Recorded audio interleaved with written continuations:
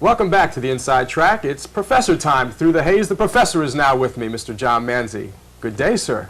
Good to be here again, Gary. Can-Am time, the Canadian-American Series.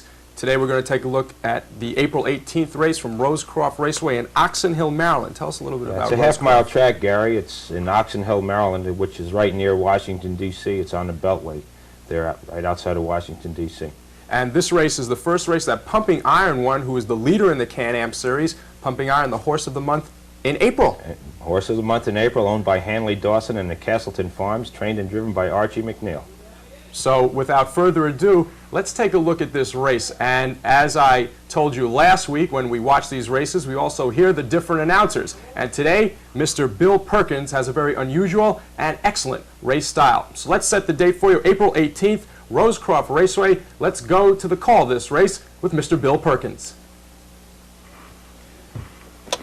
And there they go, and driving out for that lead. Pumping Iron in the middle of the racetrack, moves right out to challenge for the lead. Finish line down along the rail. They pace into that first turn.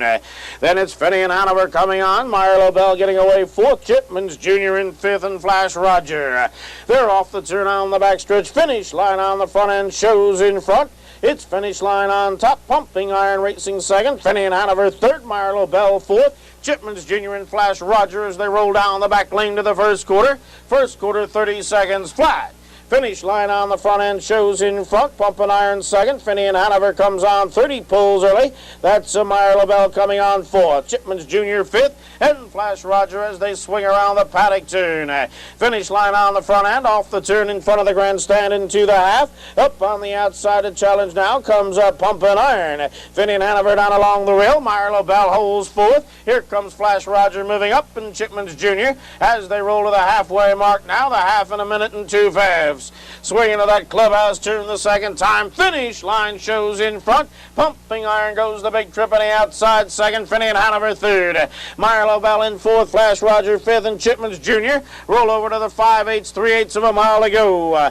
They head down the backstretch. Finish line holds on to that lead. Pumping Iron now goes to the whip on the outside second. Finney and Hanover's going to roll 3 wide here. Meyer Bell out and at him. Chipman's Jr. as they get down to the 3 quarters in 1:29 and 4. Pumping Iron rolls to the front end. Finney and Hanover up second on the outside. Finish line down along the rail third. Chipman's Jr. fourth. They swing around the turn. Meyer Bell fifth, and Flash Roger off the turn, and they move to the finish mark.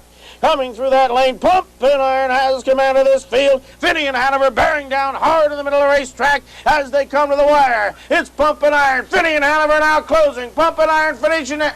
Pumping Iron. And that was a call. Strong horse, Pumping Iron. Already a winner this year, Gary, in 157-3 at Jerry Glance's other track.